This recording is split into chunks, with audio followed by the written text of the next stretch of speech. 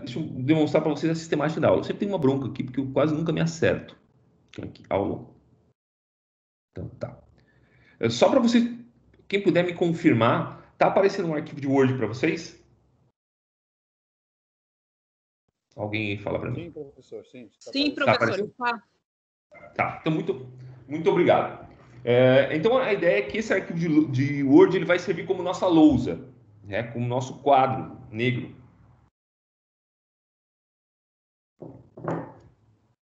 Esse daqui está mais completo, essa primeira parte está mais completa, mas depois eu vou fazendo uns esquemas menores e eu vou complementando durante a aula. Daí no final, quando eu for postar o vídeo, eu vou postar também as anotações que a gente fez durante a aula, tá? Então vocês vão ter acesso tanto à gravação da aula quanto a essas anotações que a gente vai fazer no decorrer da disciplina, tá certo? Bom, deixa eu explicar para vocês então o conteúdo de direito eleitoral. O que a gente vai trabalhar na disciplina de direito eleitoral aqui? O que a gente vai tentar trabalhar, pelo menos, tá? Bom, a primeira coisa que a gente vai fazer, a gente vai traçar aqui os fundamentos do direito eleitoral. Primeiro os fundamentos constitucionais e depois o conceito de direito eleitoral, quais são as fontes de direito eleitoral, quais são os princípios que regem o direito eleitoral. Depois a gente vai trazer as instituições, tá, eleitorais. Ou seja, o que é e como funciona a Justiça Eleitoral, o que é e como funciona o Ministério Público Eleitoral, o que é e como funcionam, como se organizam os partidos políticos. Tá? Então, o segundo momento é esse. Terceiro momento é falar em sistemas eleitorais. Eu vou tentar explicar para vocês, nem sempre é fácil, tá? O que é o sistema majoritário e o que é o sistema proporcional. Como se elege um cargo, alguém para um cargo no Poder Executivo, né? Então, o chefe do Executivo, prefeito municipal, governador do Estado ou do Distrito Federal e o presidente da República, e como se elege um deputado estadual, um deputado federal ou um vereador. Tá? O senador ele se elege mais ou menos no mesmo molde do chefe do executivo. Tá? Aí depois ele vai falar sobre coisas tipo alistamento eleitoral, condições de elegibilidade, causas de inelegibilidade, lei da ficha limpa. Tá? A gente vai falar sobre processo eleitoral, abuso de poder, o que é o abuso de poder econômico, o que é abuso de poder político. Pode existir um abuso de poder religioso? Tá? Fica aqui a pergunta. Né? A gente vai ver como é que funciona o procedimento de registro de candidatura, a forma como eu posso impugnar um pedido de registro de candidatura. Tá? A parte que eu mais gosto, que é a parte de financiamento de campanha. Tá? Ou seja, quais são as fontes de recurso de uma campanha, no que pode ser gasto, tá? O fundo eleitoral, a verba que eu arrecadei para a campanha e como se faz a prestação de contas. Tá? Depois, a gente vai falar sobre pesquisa eleitoral e propaganda eleitoral. Tá? Pesquisa eleitoral e propaganda eleitoral. Depois, a gente vai falar sobre a eleição em si, tá? Sobre a eleição em si, tá? Sobre questão de invalidade ou anulabilidade de voto. E se for possível, eu acredito que não vai ser, infelizmente, né? A gente vai falar também sobre as ações eleitorais, o processo, tá? Judicial eleitoral. Tá? Então, essa é englobar então, a nossa disciplina. Perfeito? Tá? Bom, hoje a nossa aula ela vai tratar, tá, dos fundamentos, dos pressupostos constitucionais do direito eleitoral. Tá? E também do conceito de direito eleitoral, as fontes do direito eleitoral, que é uma coisa muito importante, tá? As fontes do direito eleitoral, e também, por fim, tá, os princípios, alguns dos princípios constitucionais do direito eleitoral. Vamos começar então com os pressupostos constitucionais do direito eleitoral. Então, o pressuposto essencial, tá, constitucional do direito eleitoral é a ideia de direito político. O que é direito político? Trago aqui um conceito para vocês. Ó, direito político, tá? É o quê? São aquelas prerrogativas, ou seja, aquelas garantias e aqueles deveres inerentes à cidadania, tá? Que englobam tanto o direito de participar direta ou indiretamente do governo, da organização ou do funcionamento do Estado. Então, direitos políticos são, basicamente, a capacidade de votar e ser votado. Tá? Votar ou ser votado. Não participar direta ou indiretamente do governo. Claro que Não só isso, né? A gente sabe que os direitos políticos, lá no artigo 14 da Constituição Federal, eles englobam, além do sufrágio, ou seja, o direito de votar e ser votado, tá? Também a possibilidade de participar naquilo que a gente chama de mecanismos de democracia semidireta. Né? Os mecanismos de democracia semidireta são o quê? Ora, são o plebiscito, o referendo, a iniciativa popular, tá? Tudo isso também engloba direitos políticos. Mas, especificamente, para nossa disciplina, o que importa é esse direito de sufrágio, o direito de votar e ser votado, que está no caput do artigo 14 da Constituição Federal. Tá? Então, beleza. Tá? Eu destaquei aqui. Esses direitos políticos são direitos fundamentais. Tá? Direitos fundamentais de primeira geração ou dimensão. Depende do autor que vocês usam. Né? E são essencialmente direitos negativos. Tá? Direitos negativos. Esses direitos são previstos constitucionalmente, então aqui já tem um pequeno ponto importante. A gente vai encontrar esses direitos previstos nos artigos 14 a 17 da Constituição Federal. 14 a 17 da Constituição Federal, tá? E também eles vão ser reconhecidos, tá? Em várias declarações internacionais, tratados internacionais, em que o Brasil, que são ratificados pelo Brasil, especialmente a Declaração Universal dos Direitos do Homem, tá? De 1948, tá? E o Pacto sobre Direitos Civis e Políticos de 1966, tá? Mas não só. Também vocês vão encontrar isso também no Pacto de São José da Costa Rica, na Convenção Internacional da Pessoa sobre Deficiência, tá? Todos esses tratados internacionais, eles de alguma forma acabam repercutindo também nesses direitos fundamentais que são os direitos políticos, tá? Por exemplo, o artigo 21 da Declaração Universal dos Direitos do Homem, ele fala assim, ó, cadê meu artigo 21? Aqui, tá? Toda pessoa tem direito de tomar parte na direção dos negócios públicos do seu país, quer diretamente, quer por intermédio de representantes livremente escolhidos. Toda pessoa tem direito de acesso em condições de igualdade às funções públicas do seu país. A vontade do povo é o fundamento da autoridade dos poderes públicos e deve exprimir-se através da eleições honestas, a realizar-se periodicamente por sufrágio universal igual, com voto secreto ou segundo processo equivalente que salvaguarde a liberdade do povo. Esse é o artigo 21 da Declaração Universal dos Direitos do Homem, lá de 1948. Tá? O artigo 25 do Pacto sobre Direitos Civis e Políticos, de 1966, ele também vai num sentido semelhante. Tá? Ele fala o seguinte, ó, todo cidadão terá o direito e a possibilidade, sem qualquer forma de discriminação, mencionado no artigo 2º, e sem restrições infundadas, de participar da condução dos assuntos públicos, diretamente ou por meio de representantes livremente escolhidos, de votar e de ser eleito em eleições periódicas, autênticas, realizadas por sufrágio universal e igualitário, e por voto secreto, que garantam a manifestação de vontade dos eleitores. E, por último, ter acesso em condições gerais de igualdade às funções públicas do seu país. Tá? Então, vejam só, esses são os reflexos internacionais dos direitos políticos. Tá? Bom, basicamente, por essa leitura que eu fiz para vocês aí, desses dois dispositivos do direito internacional, né, da Declaração Universal dos Direitos do Homem e do Pacto sobre Direitos Civis e Políticos, tá? A gente vê que o âmbito de proteção dos direitos políticos é especialmente o direito ao sufrágio. Não só, mas especialmente o direito de sufrágio. Bom, esse direito de sufrágio, tá, ele se caracteriza, tá, pelo direito de votar, que é o que a gente chama de capacidade eleitoral ativa. Tá? Capacidade eleitoral ativa, que é aquilo que está lá no parágrafo 1º e seguintes do artigo 14 da Constituição Federal. Tá? Que tem lá as regras de alistabilidade. Tá? Então, as regras de alistabilidade. Tá? Ou seja, as condições em que eu posso me alistar, quem pode se alistar para ser eleitor.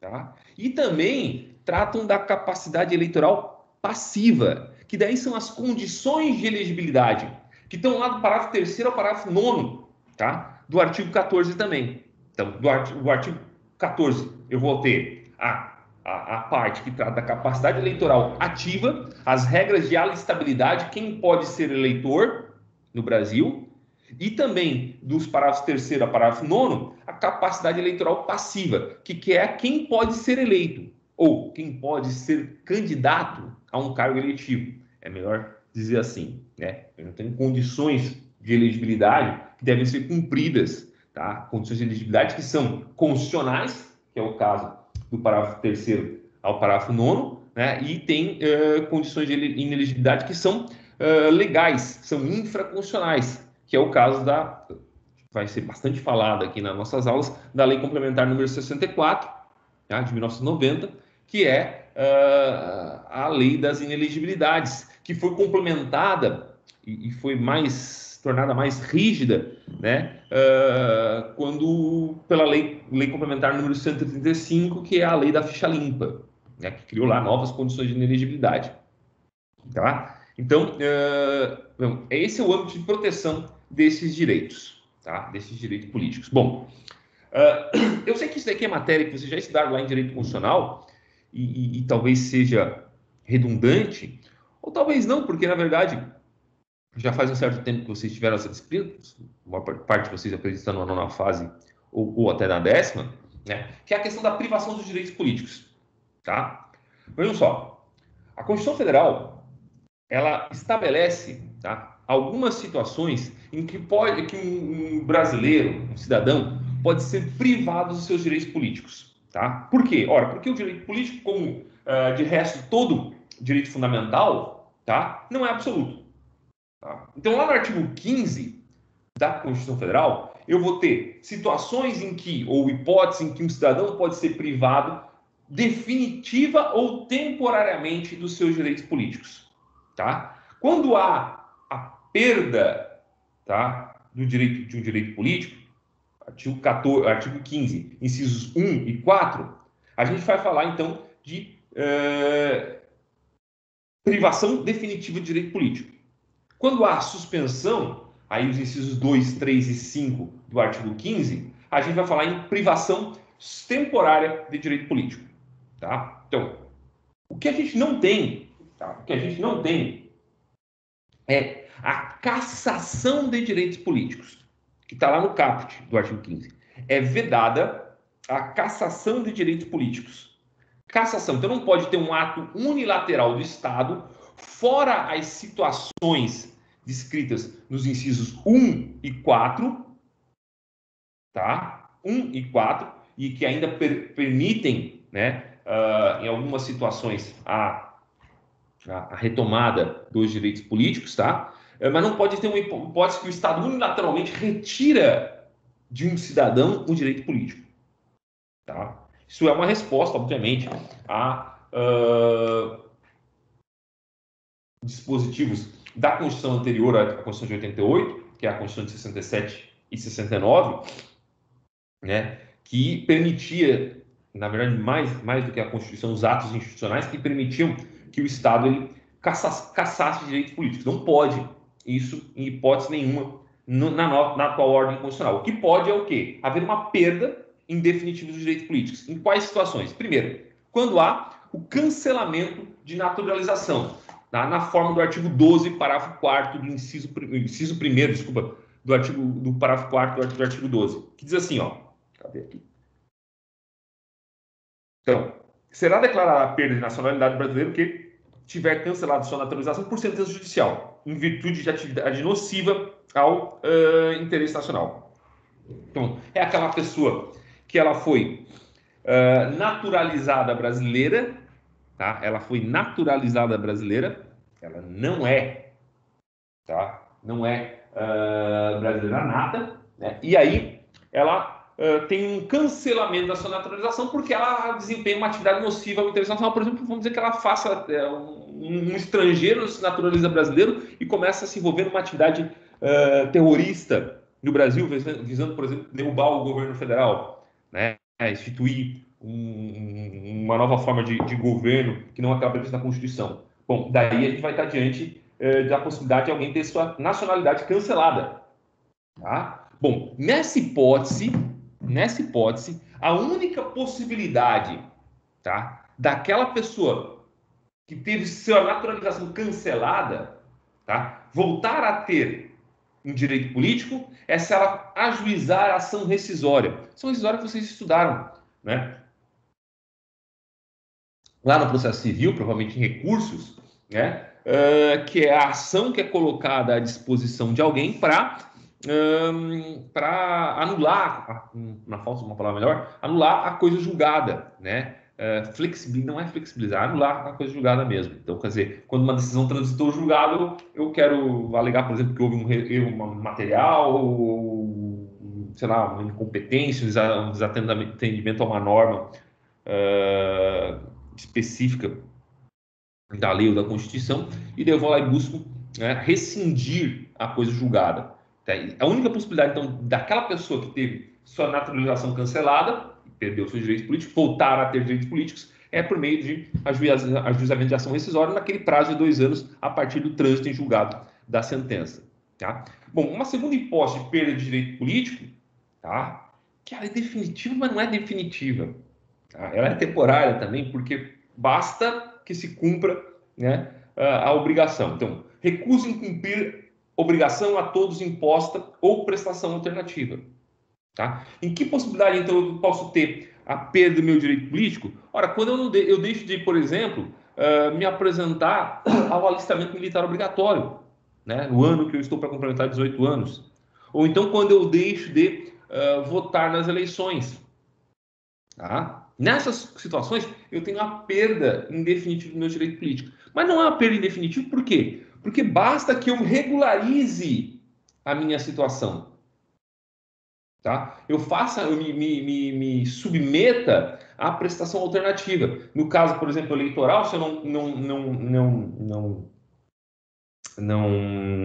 não participei do último pleito, vamos dizer, não participei do segundo turno das eleições de 2018, né? Ora, para que eu possa ter os meus direitos políticos restabelecidos, para inclusive votar e ser votado agora na eleição de 2020, né, bastava, na verdade, que eu tivesse recolhido o valor da multa, que é, não sei quanto é que está o valor da multa agora, mas eu acho que é 3 e alguma coisa, né? Nos termos da legislação, tá? Nos termos da legislação, pronto, daí tem readquirido. Mas enquanto não houver, né? Enquanto não houver, e se eu nunca pagar essa multa, se eu nunca restabelecer minha situação junto à Justiça Eleitoral, bom, eu vou ficar sempre, o resto da minha vida, privado dos meus direitos políticos. Tá? Por isso, é perda. Né? É diferente das hipóteses dos incisos 2, 3 e 5, tá? Do artigo 15. Porque nesses casos aí, existe um limite temporal, tá? Em que os meus direitos vão ficar suspensos. Tá? Por isso que a gente fala em suspensão e não em perda. Tá? Ora, então vamos lá. Quais são as hipóteses? A primeira hipótese de suspensão do direito político é a incapacidade civil absoluta. Tá? Incapacidade civil absoluta.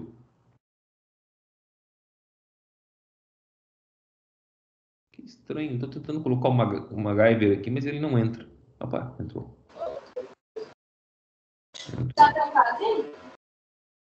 Beleza.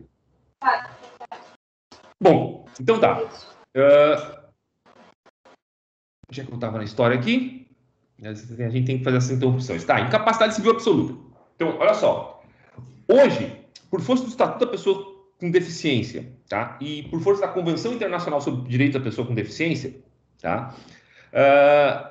As únicas hipóteses, a única hipótese de incapacidade civil absoluta no direito brasileiro são aqueles indivíduos menores de 16 anos, tá? O artigo 3 do Código Civil, tá? Então, até 2015, então, até a edição da Lei 13.146, eu tinha ainda, né, como incapazes, absolutamente incapazes na legislação brasileira, né? Deixa eu ver se esse meu código aqui, acho que o meu VADEMEC onde é de 2015. Vamos ver se ele está atualizado ou não. Tá? Não está atualizado. Então aqui, ó, os menores são absolutamente incapazes, essa redação originária do artigo 3º do Código Civil. São absolutamente incapazes de exercer pessoalmente os atos da vida civil. Os menores de 16 anos, os que por enfermidade ou deficiência mental não tiverem necessário discernimento para a prática desses atos, e os que, mesmo por causa transitória, não puderem exprimir sua vontade. Hoje, por força da incorporação no direito brasileiro, tá? Da Convenção Internacional sobre Direitos das Pessoas com Deficiência, né? E essa incorporação se dá pelo Estatuto da Pessoa com Deficiência, a Lei 13.146, né? As duas últimas hipóteses, os incisos 2 e 3, foram revogados, de forma que a única forma de incapacidade civil absoluta admitida no direito brasileiro são os indivíduos menores de 16 anos, tá? Então, só eles é que não podem votar ou ser... Não, votar, não podem votar. Tá? Dos 16 aos 18, tá? 16 aos 18, existe o voto facultativo, tá? Todo o resto de pessoas, tá? Todas as outras pessoas, elas vão ter possibilidade de votar. Tá? E a legislação eleitoral, a resolução que está aqui, ó, a resolução 23.381 de 2012, tá? Ela diz que o poder público deve garantir às pessoas com deficiência o direito de votar e ser votada. Tá? Direito de votar e ser votado. Então, vejam, isso implica que, por exemplo, as pessoas com deficiência elas têm um prazo para avisar a Justiça Eleitoral que elas possuem algum tipo de deficiência para que a Justiça Eleitoral possa adaptar a zona eleitoral onde ela vai votar, a sessão eleitoral onde ela vai votar, às suas condições de deficiência, para que ela possa exercer o seu direito. Então, evitar, por exemplo, lugares que tem escada ou arranjar acessos alternativos para essas pessoas, né? Então tem um prazo ali que tem que ser avisado, que eu não lembro qual é, mas está nessa resolução 23.381 do TSE, tá? E aí, olha só, tá aqui, ó, a deficiência somente é hipótese de suspensão de direitos políticos quando a pessoa se tornar completamente inapta a formar sua vontade. Quando isso ocorrer, o juízo civil que decretar a interdição deverá informar a Justiça Eleitoral, que excluirá o indivíduo do rol dos eleitores. Então, necessariamente, tá? Para que uma deficiência ela implique suspensão de direito político, tá? A pessoa tem que ser incapaz de manifestar sua vontade, tá? E essa incapacidade não é assim, pô, eu vou lá e faço uma declaração e pronto, tá? Ela tem que ser reconhecida numa ação de interdição.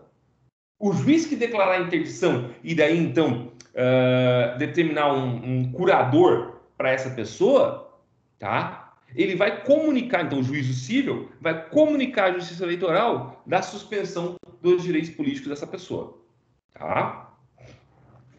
Então, irá excluir. Está lá no artigo 71, inciso 2º e parágrafo 2º do Código Eleitoral, tá? Lei 4.373. Não, 4.737.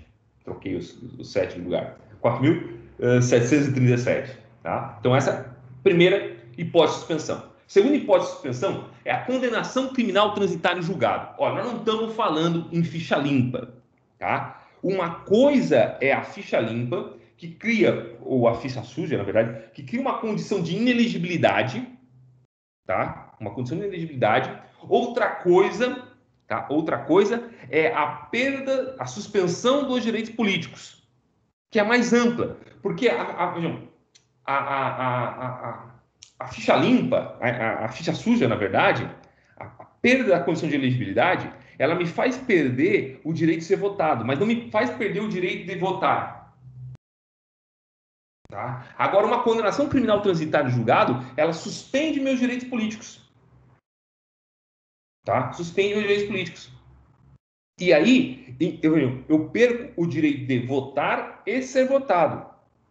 Então, vamos pegar um caso mais célebre, né, que nós temos aí de aplicação da lei da ficha limpa. O caso do Lula. Tá? O Lula, ele tem uma condenação por um órgão colegiado de segunda instância. Fato. Tá? Isso faz com que ele tenha perdido uma condição de elegibilidade. Ele não pode ser eleito.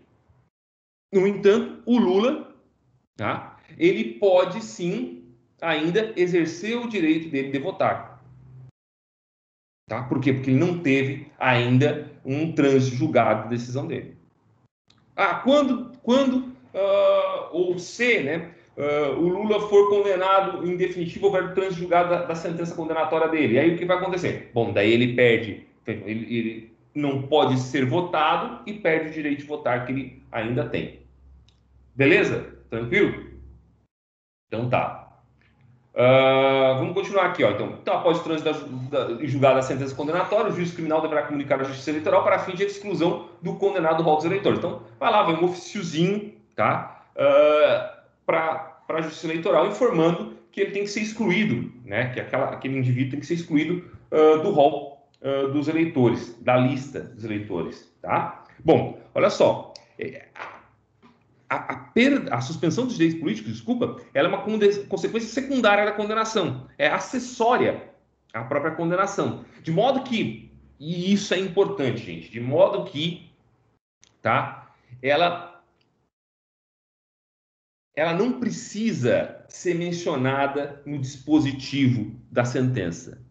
Ou seja, a sentença que condenou a pessoa não precisa expressamente dizer, condenou ela por um crime, tá? Não precisa expressamente dizer que essa pessoa perdeu os direitos políticos. Condeno a pena de reclusão de 8 anos, mais a suspensão dos direitos políticos por igual tempo. Não.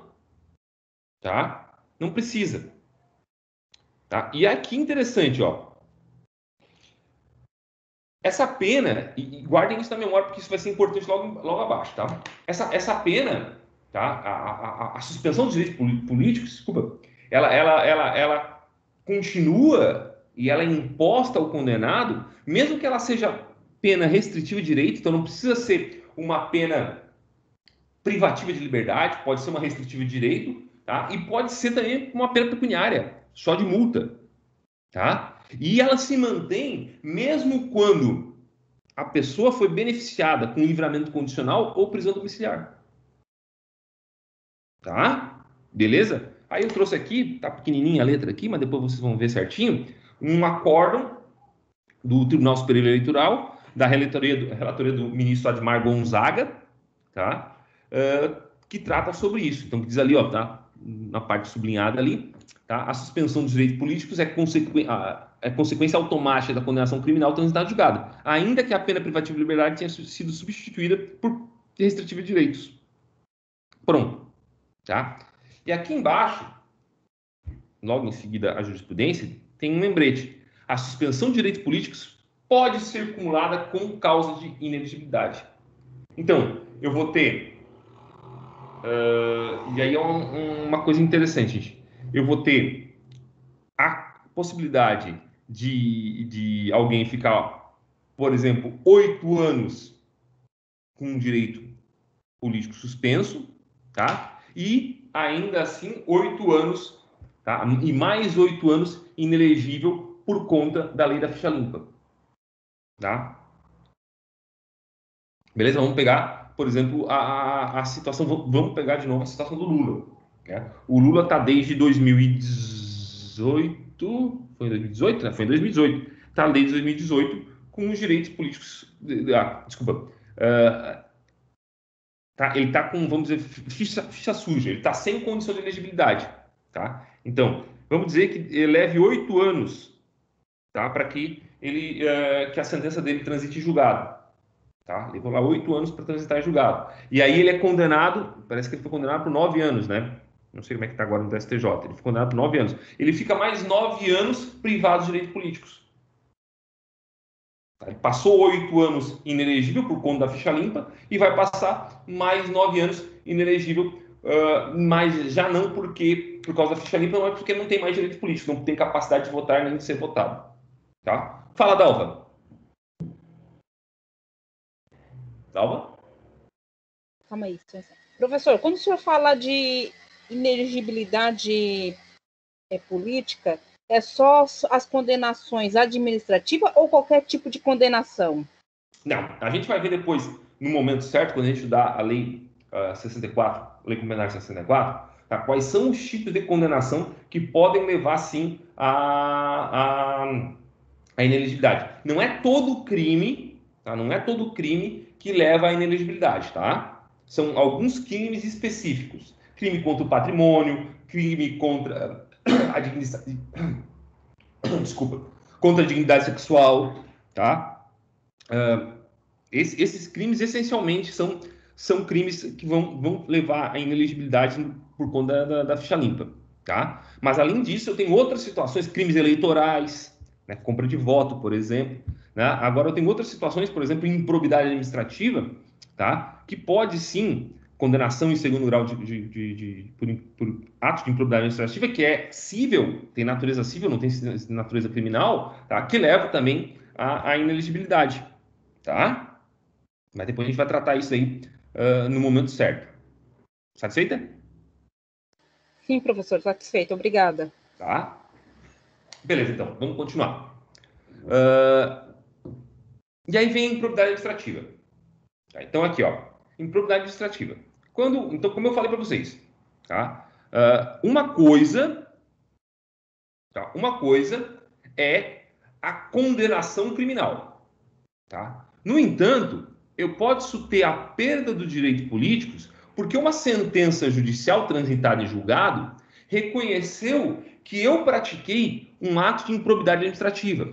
Por ato de improbidade administrativa, a gente vai ter aquelas situações que estão previstas nos artigos 10, 11 e 12.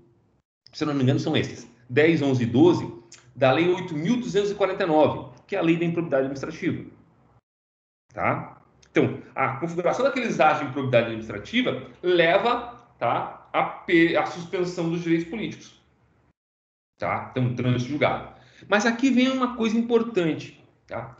Diferente do que acontece com a sentença criminal, tá? Para que haja a suspensão dos direitos políticos de alguém que foi condenado por improbidade administrativa, é necessário, tá, que a sentença faça expressa referência a essa suspensão. Tá? Tem ali de novo um precedente do TSE nesse sentido. Né? E agora vem aquela parte que eu peço, gente, encarecidamente, que vocês não entendam isso como posicionamento político. Eu quero só esclarecer, tá? Esclarecer, tá? Porque isso me foi questionado por diversas vezes e tal.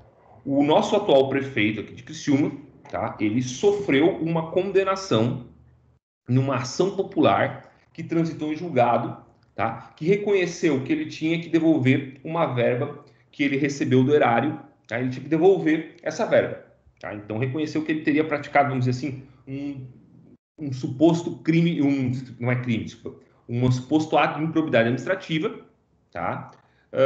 E determinou então que ele devolvesse esse dinheiro que ele se apropriou indevidamente, na falta de uma frase melhor, né? Devolvesse isso para o erário, devolvesse isso para os cofres do Estado, tá? E aí o pessoal normalmente vai perguntar, professor, mas por que nesse caso ele não teve, ele continua elegível? Por que ele não se aplicou a ele, por exemplo, a ficha limpa? Ou por que não se aplicou a ele essa hipótese de suspensão dos direitos políticos? Basicamente porque a ação em que ele foi condenado, tá, a restituir o dinheiro, a verba ao erário, foi uma ação popular. Tá? A ação popular, aquela que está lá no artigo, na lei 4.700, não, oh, meu Deus, 4.717.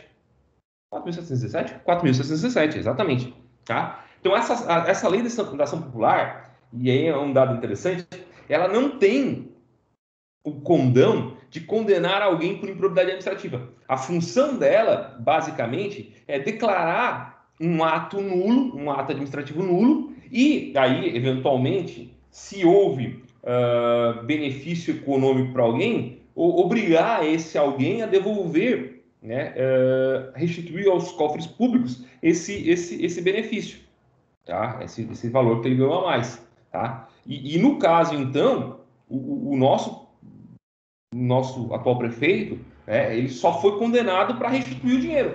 Disse, ó, aqui teve uma prática irregular, tá? Mas naquela ação especificamente, não tinha como se reconhecer um ato de improbidade administrativa. E só mandou ele devolver o dinheiro, tá? Só mandou ele devolver o dinheiro. Pode ser que esse ato, até porque esse ato irregular, ele poderia decorrer, às vezes, não necessariamente de dolo, eu não conheço a totalidade do processo, de dolo dele, mas simplesmente uma imprudência, de uma negligência por parte dele ou de algum assessor, de alguma coisa nesse sentido, tá?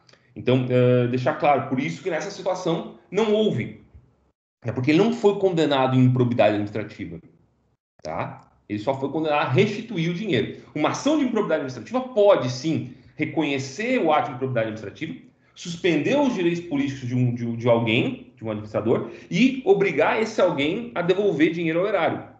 A ação popular, não. A ação popular, ela não suspende direitos políticos, ela simplesmente anula um ato administrativo e, se for o caso, manda restituir ao erário os valores indevidamente auferidos. Tranquilo? Beleza? Tá? De novo, faço essa colocação aqui com o simples objetivo de tentar ser o mais didático possível. Tá? Então, no caso do nosso prefeito municipal, não há suspensão de direito político porque não houve reconhecimento de improbidade administrativa. Então, mesmo tendo transitado julgado. Tá?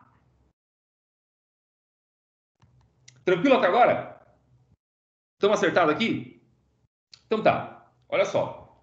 Eu vou pedir um intervalo de 1 minutinho, tá, gente? 1 minutinho para pegar uma água, que a garganta tá seca. Tá? 1 minutinho para pegar uma água e eu já retorno em seguida, tá? Para continuar agora com essa segunda parte aqui, que é a parte que a gente vai tratar sobre o conceito de direito eleitoral, que é bem tranquilo, as fontes do direito eleitoral, que eu acho que é uma das coisas mais importantes para a gente discutir aqui, para vocês começarem a ter ideia de como funciona, tá, o direito eleitoral no Brasil, e daí depois alguns princípios do direito eleitoral, uns princípios, vamos dizer assim, princípios constitucionais do direito eleitoral, tá? 1 minutinho, tá? Aquele negócio de propaganda de TV, não saiam daí, tá? Que eu já volto. 1 minutinho.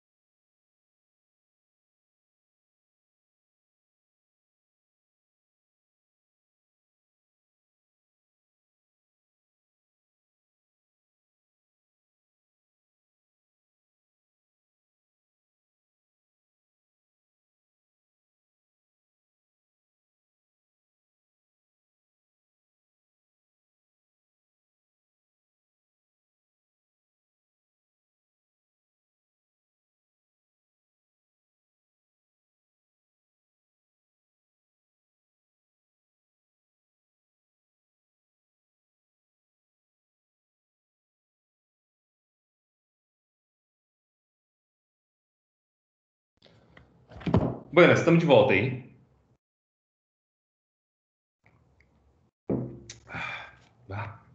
Não encontrei água, tive que me contentar com refrigerante. Mas vamos lá então. Onde é que nós estamos? Nós vamos falar agora então do direito eleitoral. Falamos dos fundamentos constitucionais do direito eleitoral, agora nós vamos falar sobre o direito eleitoral. Sobre o conceito de direito eleitoral, sobre as fontes do direito eleitoral e os princípios do direito eleitoral. Vamos começar com um conceito, vão ser bem simples. Salvo engano, eu peguei aqui do José Jairo Gomes, tá? Pode ser que não lembro mais, tá? Diz assim, ó, direito eleitoral é o ramo do direito público, tá? Então, direito eleitoral é o ramo do direito público que tem por objeto Opa, tem por objeto os institutos, as normas e os procedimentos que regulam o exercício do direito fundamental de sufrágio, com vistas à concretização da soberania popular, à validação da ocupação dos cargos políticos e à legitimação do exercício do poder estatal.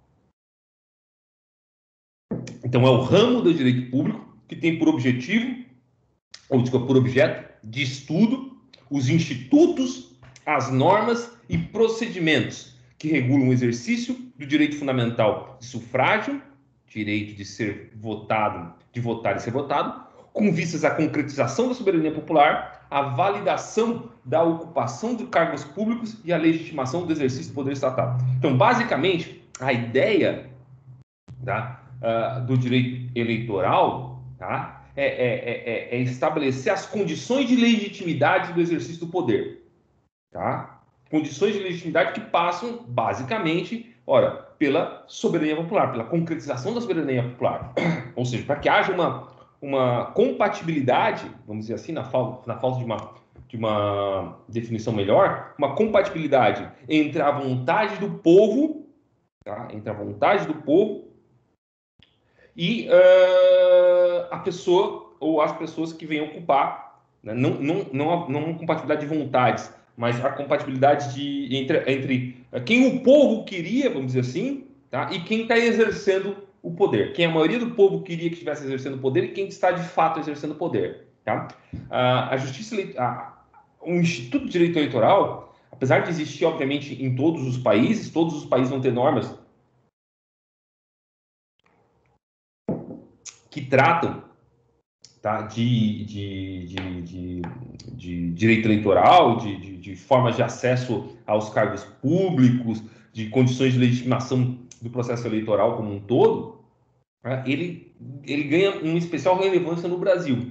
Né? A gente sabe que o direito eleitoral no Brasil, especialmente a justiça eleitoral do Brasil, ela nasce numa condição histórica específica. Quer dizer, quando a gente tem a proclamação da República em 1889, a gente passa um período, tá, que a gente chama de República Velha, em que as eleições são meramente formais, tá? Em que a maior parte da população sequer participava do processo eleitoral. E quando participava, votava a cabresto.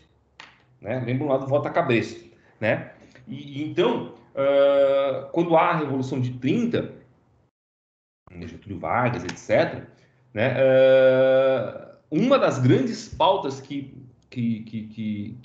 é levada em consideração por esses revolucionários, que na verdade é uma pauta já dos tenentistas lá durante a década de 20 do século XX, era justamente a moralização do processo eleitoral brasileiro, uma moralização que necessariamente tinha que passar pelo quê? Pelo direito.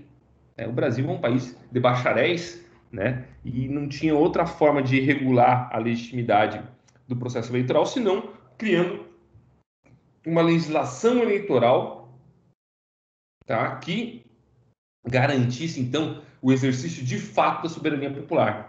Né? E é o direito eleitoral, então, que estuda os institutos, tá, e as normas que tratam desse exercício da soberania popular. Tá? Então, é basicamente isso, a contextualização histórica que eu tenho que fazer para vocês.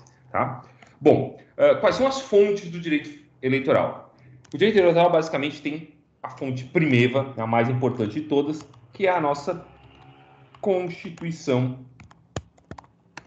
da República Federativa do Brasil. Tá? Então, Constituição da República Federativa do Brasil. No caso, a nossa, né, apelidada aí, Constituição de 1988. Bom, onde é que estão as normas que tratam de direito eleitoral na Constituição da República Federativa do Brasil? Bom, tem um núcleo essencial que trata de direito eleitoral, que é o quê? O artigo 14, 15 e 16, que trata de direitos políticos, e o artigo 17, que trata dos partidos políticos. Isso sem dúvida nenhuma. Tá? Mas o próprio artigo 12, quando ele vai falar em nacionalidade, tá, ele é necessário, é importante para o direito eleitoral. O artigo 22, quando ele trata artigo 22, inciso 1, da competência privativa da União de legislar sobre direito eleitoral, bom, ela está tratando de direito eleitoral também, é matéria de direito eleitoral ali, tá? O artigo 77, quando ele diz que o presidente da República será escolhido por sistema majoritário, tá? Ele trata de direito eleitoral. O artigo 45 e o artigo 46, quando ele fala da forma como vão ser eleitos os deputados federais e senadores, também trata de direito eleitoral. O artigo 27 da Constituição Federal, que fala como serão eleitos os governadores e os deputados estaduais, trata de direito eleitoral também, tá? O artigo 29, que trata lá da forma como são eleitos, eu não lembro os incisos aqui de cabeça, mas como são eleitos os vereadores e os prefeitos e vice-prefeitos municipais, trata de direito eleitoral. Então, a Constituição Federal e a própria parte que trata da organização da Justiça Federal, da Justiça Eleitoral, desculpa, tá? É norma de direito eleitoral. Então, a Constituição da República Federativa do Brasil, nesses artigos que eu citei aí, tá? Ela vai ser fonte do direito eleitoral. Por fonte, eu quero dizer, da onde vem o direito eleitoral. Tá? Da onde vêm as normas do direito eleitoral. Então, inicialmente, obviamente, da Constituição da República Federativa do Brasil, lembrando lá da pirâmide do Kelsen, que não é do Kelsen, né? Que coloca lá a Constituição Federal como a mais importante, né? Hierarquicamente, a norma hierarquicamente superior, né? Não confundir com a norma fundamental. Bom, depois da Constituição da República Federativa do Brasil, tá? Eu vou ter os tratados e convenções,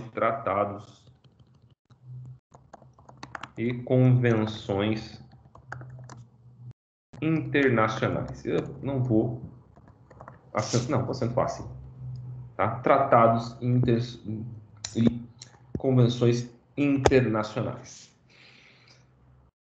Vamos lá. Duas coisas. Primeiro, vamos citar quais são os tratados mais importantes, tá? Que tratam sobre direito eleitoral. Tá? O primeiro deles, eu já citei, a Declaração Universal dos Direitos do Homem, lá no artigo 21, tá? De 1948. Depois, a Convenção Americana dos Direitos Humanos, lá no artigo 23, trata também de direito eleitoral. Tá? O Pacto Internacional sobre Direitos Civis e Políticos, que eu já li também, o artigo 25.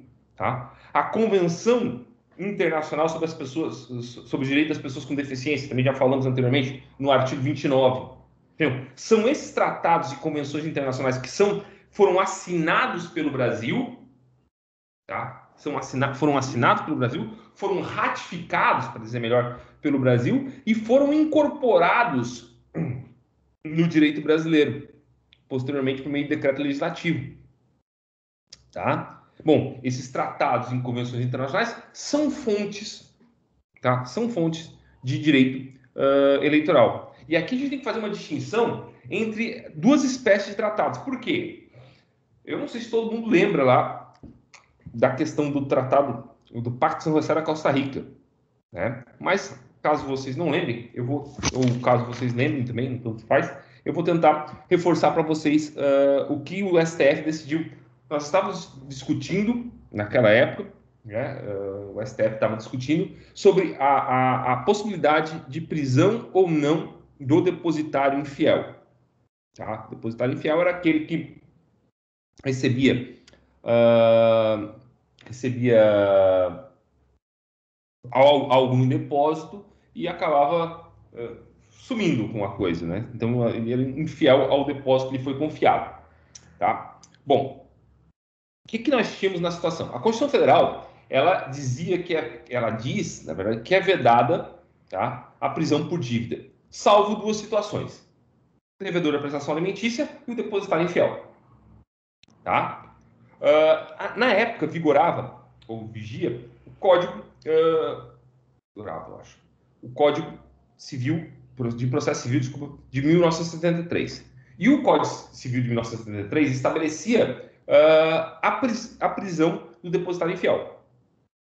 Tá? Só que nesse meio tempo, o Brasil assinou essa convenção, esse Pacto de São José da Costa Rica, que eu não lembro de quando é, tá? Que vedava tá? A prisão do depositário infiel. Aliás, outra forma de prisão civil que não a do devedor de prestação alimentícia. Tá? E aí começou a se discutir sobre a validade. Meu Deus. Tá? Desculpa.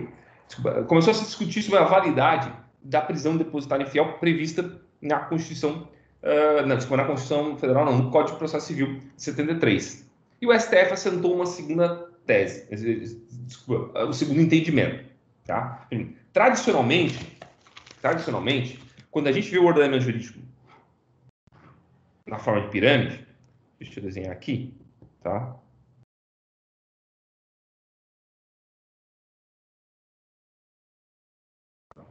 Ele funciona dessa forma aqui. Deixa eu tirar aqui, descompartilhar um pouco com vocês, para voltar para a tela inteira, tá? Então, a gente vê o ordenamento jurídico brasileiro, como um todo, geralmente, os ordenamentos jurídicos, com a Constituição aqui, as leis no meio e na base os regulamentos, decretos, portarias, etc. Tá? Bom, será que até seria assim, né? Bom, o que acontece? Aqui por Constituição, a gente vai entender a Constituição originária, aquela que foi aprovada em 88, as emendas constitucionais, aprovadas na forma do artigo 60 da Constituição Federal, tá? E também o artigo 5º, parágrafo 3º da Constituição Federal diz isso, os tratados internacionais de direitos fundamentais, de direitos humanos, tá? Aprovados como se emenda constitucional fosse, ou seja, por 2/3, por 3/5 dos deputados e senadores em 2 turnos, em cada casa do Congresso Nacional. Tá? Bom, esses tratados internacionais, quando são aprovados dessa forma, eles ingressam dentro do ordenamento jurídico com força de Constituição Federal. Tá? Bom, no entanto, o STF entendeu que os tratados internacionais de direitos humanos, tá? Ratificados pelo Brasil, tá? De forma diversa do que está previsto no artigo 5º, inciso 3º da Constituição Federal, eles ingressam no ordenamento jurídico com uma força supralegal. Então, eles ficam entre a Constituição e a lei. Eles são inferiores à Constituição, mas são superiores à lei. Tá? Então, a gente tem que entender isso. Então, como os direitos políticos são direitos fundamentais, esses tratados internacionais que o Brasil ratificou, essas convenções internacionais que o Brasil ratificou, tá? Mesmo que anteriormente à própria Constituição de 88, tá? Eles têm uma força supralegal no nosso ordenamento jurídico. Eles estão acima da lei. Então, eles revogam a lei. Leis que contradigam o que está nesse tratado internacional, nesses tratados internacionais, elas violam, elas são ilegais, tá? Porque violam essa supralegalidade dos tratados internacionais de direitos fundamentais. Tranquilo? Beleza? Isso é importante, gente. Por quê? Não só por isso, tá? Mas existe uma discussão atual dentro do Supremo Tribunal Federal, tá? Que é a discussão sobre as candidaturas avulsas. A gente vai ver, posteriormente, que um dos requisitos essenciais para que eu possa disputar um cargo eletivo no Brasil é que eu seja filiado a partido político. Tá? Necessariamente eu tenho que ser filiado a partido político. Bom, tanto nas majoritárias quanto nos cargos, tanto nos cargos majoritários quanto nos proporcionais. Então, tanto nos cargos executivos quanto nos cargos no legislativo. Bom, conforme eu li para vocês da Declaração de Direitos Fundamentais, dos Direitos Humanos do Homem e da Declaração Internacional, do Pacto Internacional sobre Direitos Civis e Políticos, tá? o que a gente tem é a seguinte relação. Vou ler o artigo 25 do Pacto sobre Direitos Civis e Políticos, de 1966. Ó, já li antes, vou ler de novo. Todo direito cidadão terá o direito e a possibilidade, sem qualquer forma de discriminação mencionada no artigo 2º e sem restrições infundadas, de participar da condução dos assuntos públicos, diretamente ou por meio de representantes livremente escolhidos, de votar e de ser eleito em eleições periódicas autênticas realizadas por sufrágio universal e igualitário por voto secreto, que garantam a manifestação da vontade dos eleitores, e ter acesso em condições gerais de igualdade às funções públicas de seu país. Bom, basicamente, uma série de brasileiros tem discutido a constitucionalidade e a legalidade, tá, da obrigatoriedade de filiação partidária para disputar cargo eletivo, tá, com base no artigo 25 desse pacto. Tá? Eles dizendo que é injustificada a obrigatoriedade de estar afiliado a partido político. Tá? E, bom, muito embora eu não concorde com essa posição deles, o Supremo Tribunal Federal, recentemente, ele optou por... cadê aqui?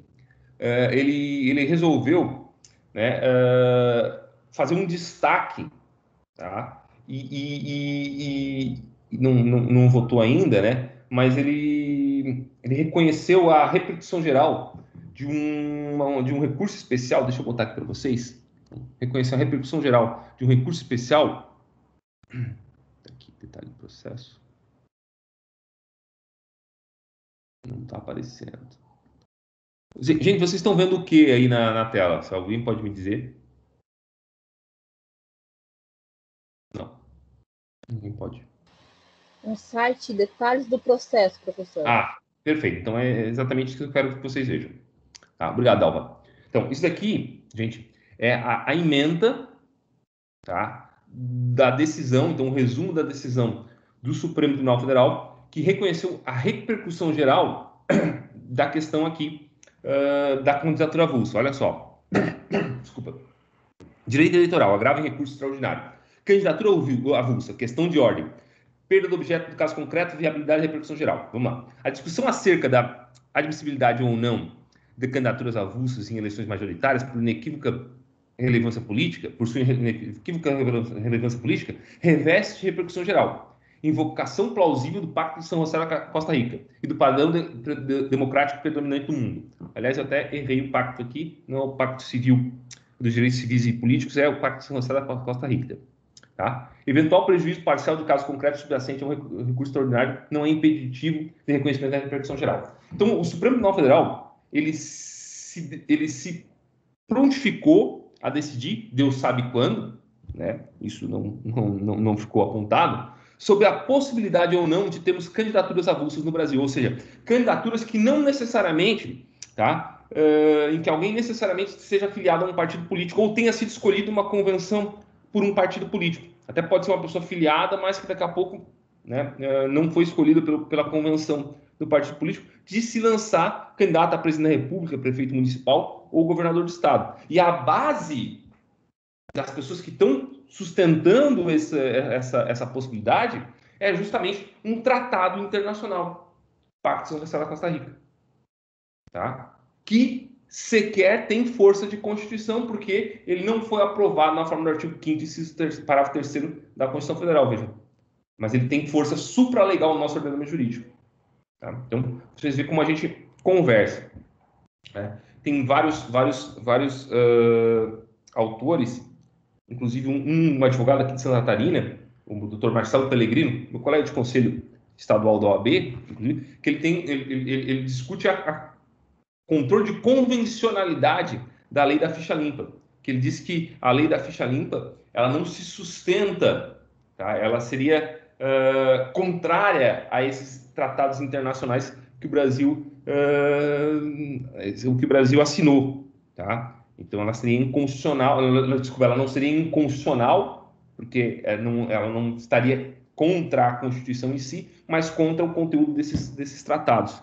É até um livro bastante interessante que ele lançou, acho que recentemente, no ano passado. Eu acho que ficou lá no escritório, não está aqui na minha biblioteca. Eu estou meio que de mudança aqui, acabei de mudar, então eu estou só com uma parte da minha biblioteca. Mas tem esse livro ali, é um livro bastante interessante. Quem se interessar pelo tema, dá até um bom TCC, um bom artigo para vocês. Bom, beleza. Então, essa é a segunda fonte. A terceira fonte, e agora eu vou voltar para o meu quadro branco aqui, para minha lousa. A terceira fonte do direito eleitoral brasileiro vai ser a legislação. A lei. Legislação. Tá? Legislação eleitoral. Bom, vamos lá, gente.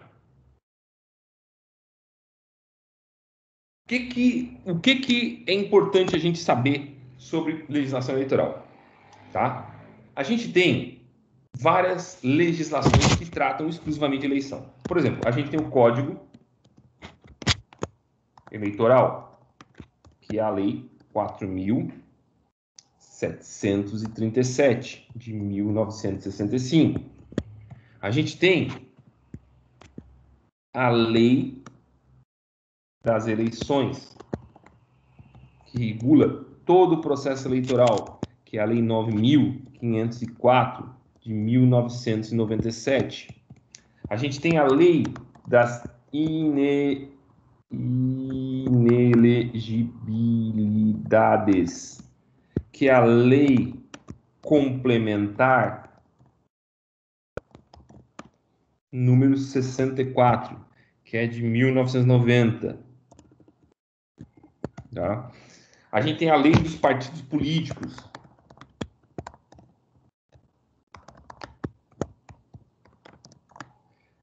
que é a Lei 9.096. Essa eu não sei de que ano é. Opa, faltou um 9 ali. Eu não lembro no ano dessa lei. Então, basicamente, essas aqui são as leis mais importantes do direito eleitoral, que a gente tem que lembrar. Então, o Código Eleitoral, que é a Lei 4.737, a Lei das Eleições, que regula todo o processo eleitoral, que é a Lei 9.504, tá? A Lei das Inelegibilidades, então, que é a Lei Complementar número 64, que ela foi modificada pela Lei Complementar número 135, que é a Lei da Ficha Limpa, e a Lei dos Partidos Políticos, que é a Lei 9.096, que regula o artigo 17 da Constituição Federal. Tá? Essas aqui são as leis mais importantes para a gente saber. Vejam só, que aqui eu tenho 3 leis ordinárias, tá? 3 leis ordinárias, e uma lei complementar, que é a Lei número 64. Por que a Lei das Inelegibilidades é uma lei complementar? Por força do que define o parágrafo 9º do artigo 14. Então, que diz assim, ó, lei complementar estabelecerá outros casos de inelegibilidade e os prazos de cessação, blá, blá, blá, blá, tá? Então, assim, as inelegibilidades no Brasil, ou elas são decorrentes, as causas de inelegibilidade, tá? Ou elas são decorrentes da Constituição Federal, ou elas têm que ser previstas em lei complementar. Elas não podem ser previstas em lei ordinária, tá? Elas não podem ser previstas em lei ordinária, tá? Por isso, então, que a lei das inelegibilidades é lei complementar 64. Outra coisa importante aqui, no que diz respeito à legislação eleitoral, tá? É uma coisa que está prevista no artigo 62 da Constituição Federal. O artigo 62 da Constituição Federal, ele fala sobre o quê? Sobre a medida provisória. Bom, o artigo 62, parágrafo 1º, tá? Ele expressamente, tá? Artigo 62, parágrafo 1º, expressamente veda a possibilidade de medida provisória que trate sobre matéria eleitoral, tá? Então, a matéria eleitoral, ela pode ser objeto de lei ordinária, pode ser objeto de lei complementar, jamais de medida provisória, tá? Jamais de medida provisória.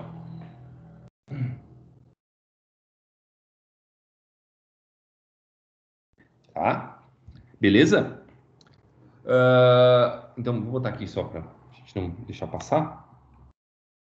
Não pode. Opa, não é ali.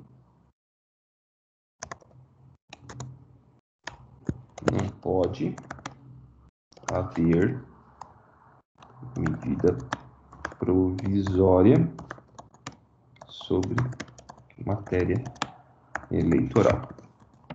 Tá? Outra coisa que eu já destaquei ali antes também, não vou nem botar aqui, essa não vou botar destaque, é que só e somente, tá? Lei federal pode tratar sobre matéria eleitoral, tá? Só a lei federal pode tratar de matéria eleitoral. Então, por exemplo, tem uma série de decisões do Supremo Tribunal Federal que consideram inconstitucionais, tá? Leis estaduais que criam, por exemplo, algumas situações específicas ou condições específicas para elegibilidade de policiais militares, tá? Não pode. Não pode, porque está tratando de matéria eleitoral. Teve uma portaria agora do governo do estado, um decreto do governador do estado, aqui de Santa Catarina, o governador Moisés, recente, que estabelecia a proibição da realização de convenções partidárias presenciais, tá, no território de Santa Catarina, naquelas áreas consideradas graves ou gravíssimas da pandemia. Inconstitucional também, tá? Por quê? Porque está tratando de matéria eleitoral. Ah, mas é saúde pública, não é matéria eleitoral. Tá? Obrigar os partidos políticos a realizar convenções virtuais e não presenciais é absolutamente inconstitucional, né? Não pode vir do governador do estado, tem que vir da União, tem que vir do legislador federal, tá? Beleza? Então esse é um outro ponto aqui que eu queria destacar quando a gente falar sobre legislação eleitoral. Tem mais fontes? Tem. Gente, resoluções do TSE.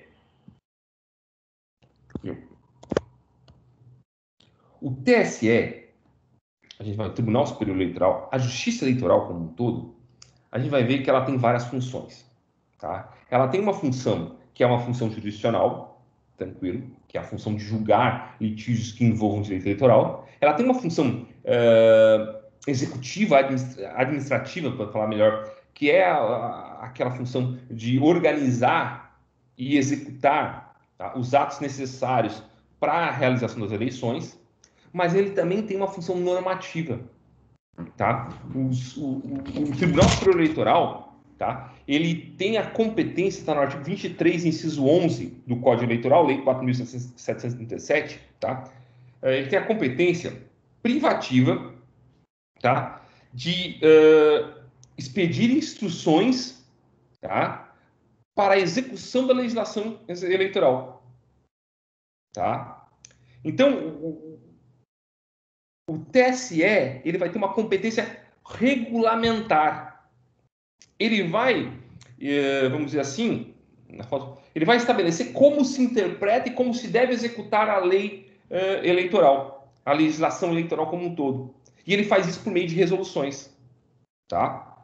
Obviamente que essas resoluções elas não podem restringir direitos e nem estabelecer sanções que não sejam aqueles direitos e aquelas sanções, ou desculpa, limitar, restringir aqueles direitos ou aquelas sanções que já estejam previamente limitadas ou estabelecidas na lei, tá? Porque é um caráter regulamentar, né? Regulamento não pode limitar direito e nem estabelecer sanção, tá? Mas de resto faz um monte de coisa. Por exemplo, para a nossa eleição agora de 2020, a gente tem uma série de regulamentos, de resoluções que tratam sobre propaganda eleitoral, prestação de contas, registro de candidatura, sei lá, N coisas, deixa eu ver aqui, socorrer do meu pesquisas eleitorais, crimes eleitorais, representação e pedido de resposta, tudo isso está no quê? Nas resoluções do TSE. Essas resoluções são expedidas a cada eleição. Então, a cada eleição de 2012, tem um conjunto de resoluções que tratam sobre esses temas. eleição de 2014, outro conjunto de resoluções que tratam desse tema. Eleições de 2016, mesma coisa. E assim por diante. Então, as resoluções da eleição de 2020 não necessariamente são as mesmas resoluções da eleição de 2018. A gente tem sempre alterações, né, que visam melhorar a interpretação e a aplicação da legislação eleitoral. Tá? Beleza? Bom, além disso, a Justiça Eleitoral ela tem uma função consultiva. Então, vai ser também fonte, tá? Fonte do direito eleitoral, tá? Deixa eu só arrumar aqui. Fonte de direito eleitoral, as consultas realizadas, tá? Pelos partidos junto à Justiça Eleitoral, tá? Essas consultas, elas têm que ser formuladas por partido político, tá? De âmbito nacional ou federal, tá? Elas não podem abranger casos concretos, elas têm que ser sempre em teses, tratar sobre situações específicas, tá? E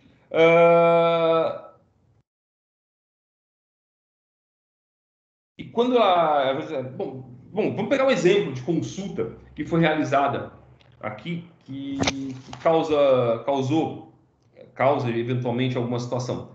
Por exemplo, a questão da cota do fundo partidário, de destinação de parte do fundo partidário para candidaturas de negros, tá? Ela não está prevista na legislação, ela não está prevista em resolução do TSE, ela está prevista numa consulta que foi formulada, tá? Junto ao TSE. Tá? Outra situação agora, a realização de lives, tá? Pelas redes sociais, então de lives com participação de artistas, tá? A vedação da realização de lives com a participação de artistas, tá? Ela surge não da legislação eleitoral em si, mas de uma consulta que foi formulada pelo PSOL, né, junto ao TSE. Bom, essas consultas, então, elas são fonte do direito eleitoral. Tá? Beleza?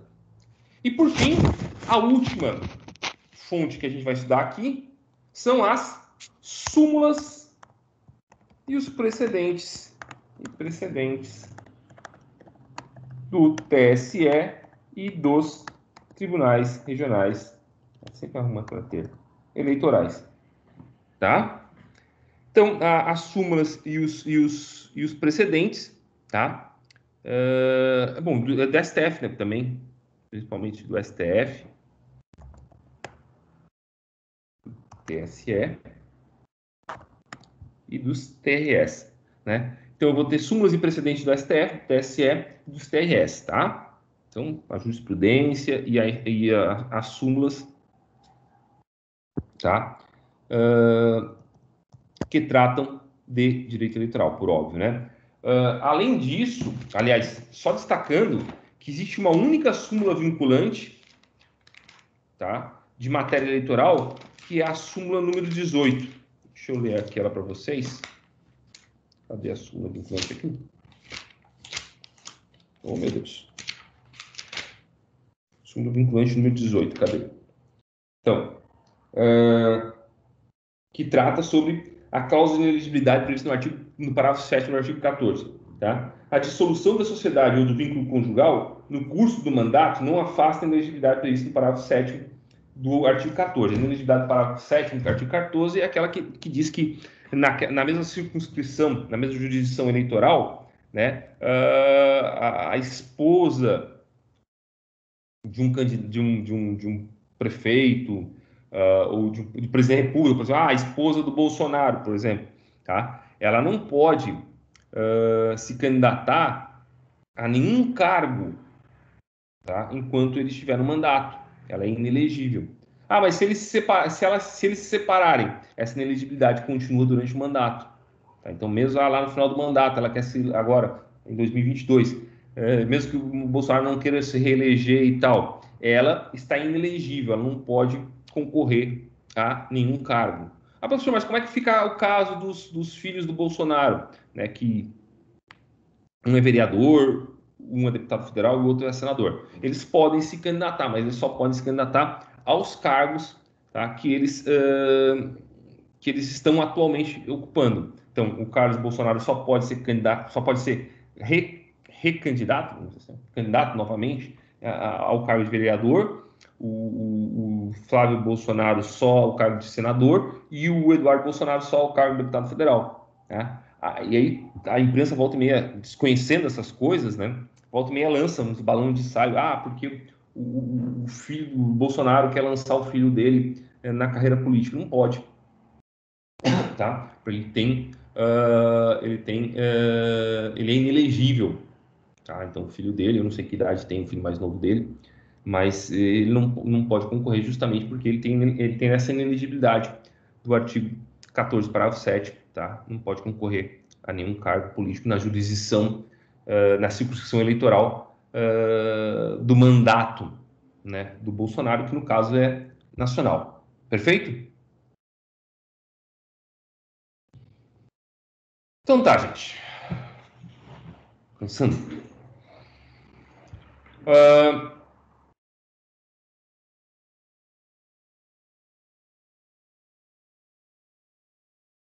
Gente, eu vou fazer o seguinte, olha só. Vamos ver se vocês concordam comigo aqui. A aula ficou um pouco mais extensa, falei mais do que eu imaginava que eu ia falar sobre o conteúdo. Eu vou fazer o seguinte, eu vou encerrar a aula aqui. Quero ver qual é a opinião de vocês, claro, óbvio. Né? Mas eu vou encerrar a aula aqui, porque eu estou já até com um problema na garganta aqui, de tanto que eu falei. E a minha ideia era fazer uma aula de até 2 horas, né? E o que eu tenho aqui a mais aqui vai dar mais uns 40 minutos e 1 hora, entre 40 minutos e 1 hora. Então eu vou fazer o seguinte, eu encerro a aula aqui agora, faço um vídeo para a semana que vem, já com o resto desse conteúdo aqui e com a parte que trata da Justiça Eleitoral e do Ministério Público Eleitoral, que é uma parte bem pequena e bem... É questão de 30 minutos também. Eu faço dois vídeos para facilitar a visualização de vocês. O que vocês acham? Pode ser assim? Dalva, Nola, Pode ser, professor. pode ser Eduarda? Por favor, se você puder se manifestar, eu até me ajuda assim. Por mim pode ser também, professor. É? Dalva?